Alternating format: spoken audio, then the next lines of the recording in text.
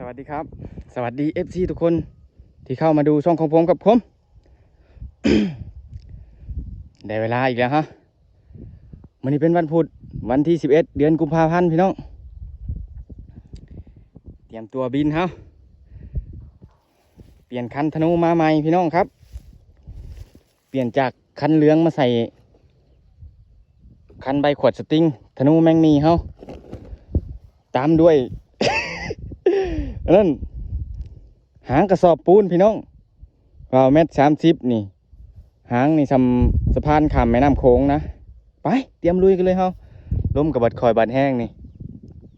ช่วงบ่ายโมงหนึ่งนะบ่ายโมงกลางคืนนะทุ่มหนึ่งนะอะไรบ่ายโมงนะช่วงตีหนึ่งนะลม6นะจะชีอยู่หรือบ่แหละชีสัตว์เอาเนี่ยผูกเสือกไว้พูดแล้วพูช่วงนี้กับงัวควายเอาลงมานอนอยู่ให้หน้าเพราะว่ายามนั้นเขาจึงบริคนผุ่นมันลงนะแล้วผูกไว้พูดแล้วไปลุยกันเลย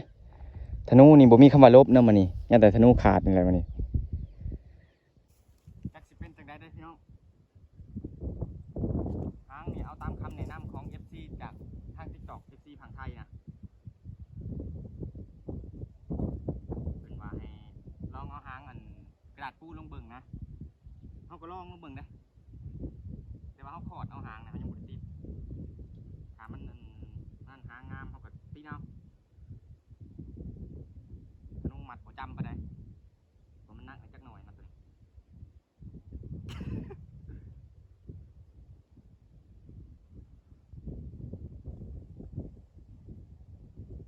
ก็จะเอาหางยาวนี่เพราะว่ากระสอบปูนนี่มันเบานะพี่น้องย่ามันเบานะย่าหัวมันชักลงย่ามันหัก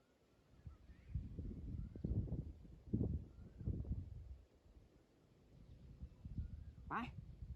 เตรียมตัวเห็ดแบบลูกทุ่งนะมัดเอาเลยไม่ต้องหลายเรื่อง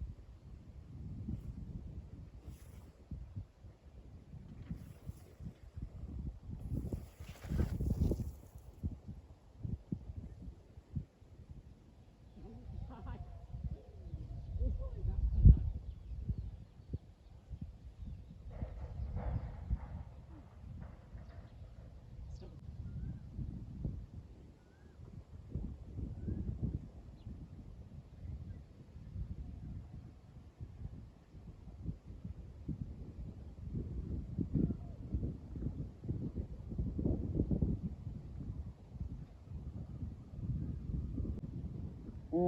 ยนี่แต่นักหัวไหนหนึ่งนะบ่ดักแห้งดอก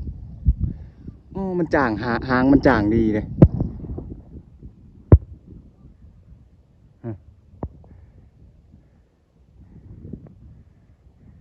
หางสัมสะพานนะเดี๋ยวไปไล่ก่อนพี่น้องขอข้าวตั้งหน่อยหนึ่งอีกข้าวตั้งหน่อยหนึ่งนะเดี๋ยวไปไล่ก่อนธนูเนี่ยเขายังบริปิ่นมันจะน้อยเขาไปปิ่นมันเหลี่ยมยิมยับเลยจวดดีเฮ้ยเรียบร้อยพี่น้องหางนี่ยังจับเลยแต่ว่าธนูนี่ดังไวใบน้อยแล้วใส่คางละ4 เซนเลยมันหมุนไวนะโอ้สายน้อยๆถ้าถึกลมไม่แห้งนี่ก็ดังเป็นจังหวะอยู่เลยวันนี้เอารอบไวไปก่อนนะมันสิคำเลยแปลงมันจะบทันการถ้าเบิ่งตอนดึกนะลมมันจะมาแห้งกันเลยอยากบอกว่าใส่หางกระสอบปูนนี่คักพี่น้องเลยขอบใจ FC พี่น้องผังไทยหลายๆ มันถึงลมไม่แห้งนะมันลิ่นคักอะไรได้หางนี่เชียร์ที่แต่สนูขั้นได้มันแต่ว่ารอบไวนะเป็นนำเอาใส่สนูคางละ4 เซนนะใบมันน้อยมันบ่คือใบมันใหญ่เลย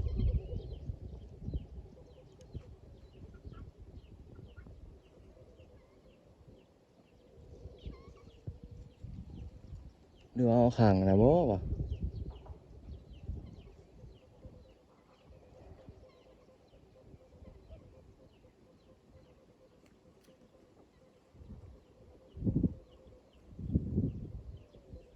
ยใบเป็นใบ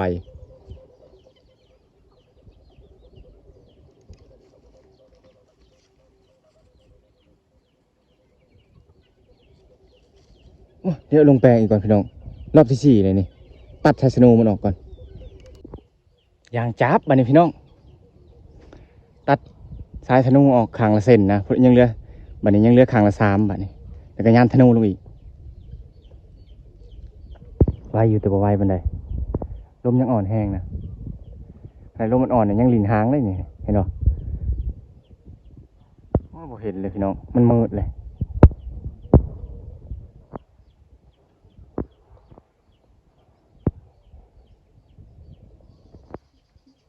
เนี่ยอู้ตำโปงเลย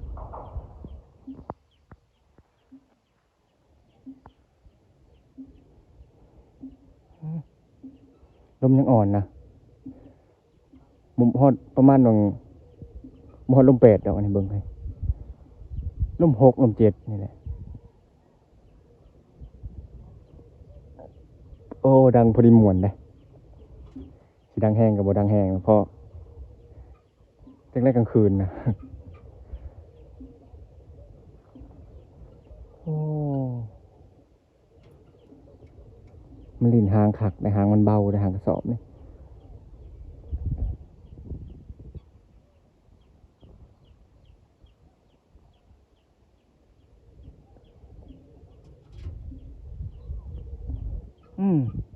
แปลกคือกันพี่น้องอันนั้นนะควันจรวดบ่อันนั้นนะเวลามันไปนะมันพ่นออกมาจากแสนนั่นนะเขายังบ่ฮู้นี่นะมันพ่นออกมาจากปีกมันบ่ด้วยมันเป็นน้ำขี้เมฆบ่ออกขาวๆนะจรวดมันกลายไปกินนี่โอ้ฮะเดี๋ยวไปผูกข้อยผูกงอก่อนพี่น้องทำงานไวเลยพี่น้องมือในสำนี้ยังบ่ได้ทำงานนะฮะลุ่มดึงยังบ่แห้งค่ะแต่ว่าคันกับใบมันเข้ากันได้เสียงเดินหอบมาพี่น้องเห็นบ่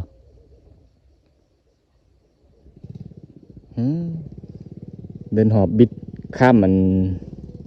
อุเคลมาแล้วนะอุเคลประดาแล้วตัวละนี่โอ้ถือใจแห้งอะไรเสียงนี่ดินลมห้อนก็ได้นี่ตอนนี้ยัง6 โมงอยู่6 โมงครึ่งนะ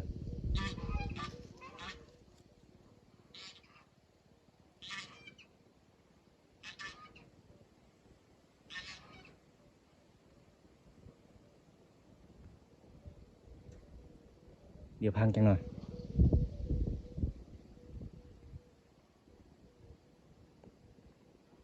เอากระผูกควยงัวแล้ว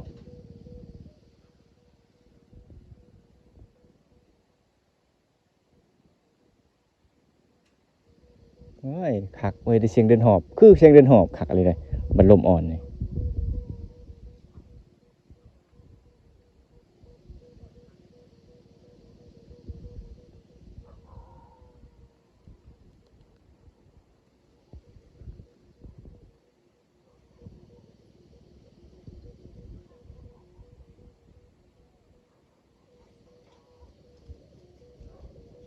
พังเพลินเลย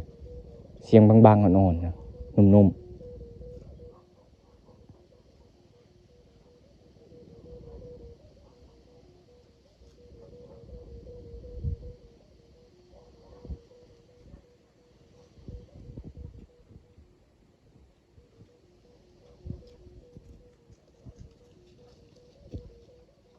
ฮะตอนเด็กๆเขาจึงมาพังทำกันบัดลมสงัดมันจะเป็นยังไง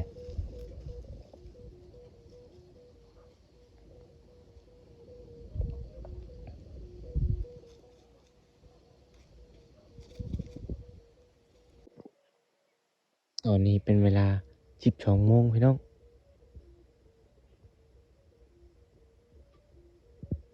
12 โมงกลางคืนธนูยังบ่ขาดนอนเท่าก็ตื่นเดี๋ยวพังนำกัน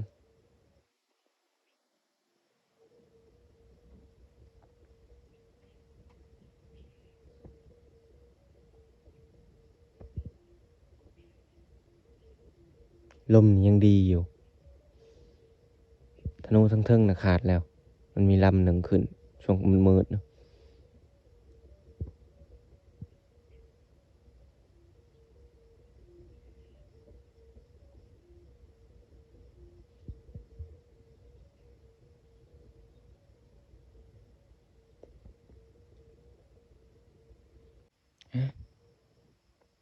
ตอนนี้เป็นเวลา2 โมงสิเข้า3 โมงแล้วพี่น้องช่วงนี้ลมคอยแห้งนะเดินหอบด้วยบัดนี้ลมคอยแห้งนี่เดี๋ยวพังน้ำกัน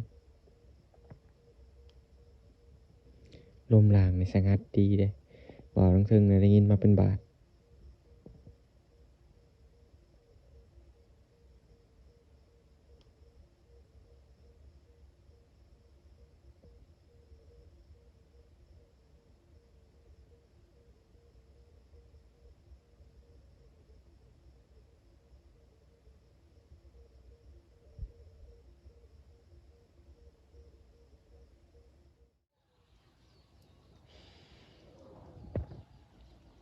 ยังบ่ตกพี่น้องสวัสดีในตอนเช้าของวันที่12วันพฤหัสพี่น้อง ยังคือเก่าแต่ว่าลมนี่อ่อนแห้งนะโอ้คนอื่นน่ะตกแล้วขึ้นนี่ว่าขึ้น2 ลำนะทางเทิงเท่านั้นตกแล้วดึงอยู่แต่บ่แห้งข้อดีของว่ามันเบาหัวนี่มันจะบ่ตกง่ายได้ว่ามันเบานี่ลิ้นหางแล้วบัดนี้เห็นบ่โอ้ถ้าหางเขาบ่ขอดนะจ้างเขาจ้างกว่านี้อีกนั่นลมคอยได้นี่หางมันยังลิมันยังเงินฮะมันยังออกได้แบบเวลามันสายนะครับยาวเป็นยาวเลยสำหรับคลิปนี้ก็ถือว่าสอดแจ้งได้พี่น้องฝั่งไทยฝั่งลาวฮะได้วินกันอยู่บ่เนาะทั้งนี้นะได้วินอยู่เลยสอดแจ้งอยู่คือเก่านะสายเบาหางกระสอบปูนอย่างจัดเลยสำหรับคลิปนี้เอาไว้เท่านี้พี่น้องขอบใจทุกไลค์ทุกแชร์ทุกกำลังใจเนาะดึงลงมาเลยพี่น้องเอาเสียลงนี่ลมบริสุทธิ์สูงนี่ต่ำนี่ข้างหึมอยู่